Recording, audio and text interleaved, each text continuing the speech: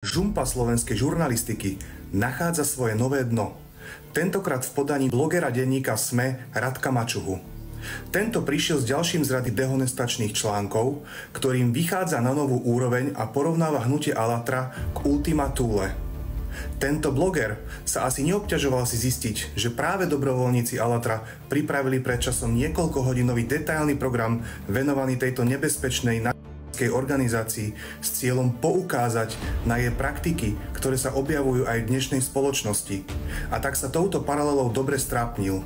Veď na čo by sme na to upozorňovali, ak by sme niečo také robili?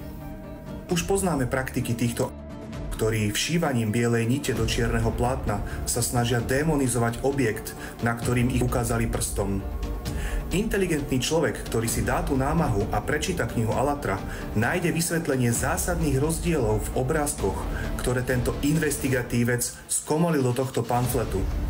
Naviac je v článku poznať jasný podtón nenávisti k demokraticky zvolenej ministerke kultúry, ktorú nazýva 5%-nou a ktorá s hnutím Alatra nemá absolútne nič spoločné.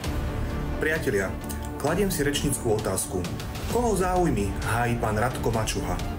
Že by tých, ktorí chceli zabiť dve muchy jednou ranou, teda pošpíliť mierové hnutie a súčasnú demokraticky zvolenú vládu, a ktorých cieľom je rozvrať spoločnosti a nastolenie diktatúry. Veď práve zlodej kričí: chyťte zlodeja.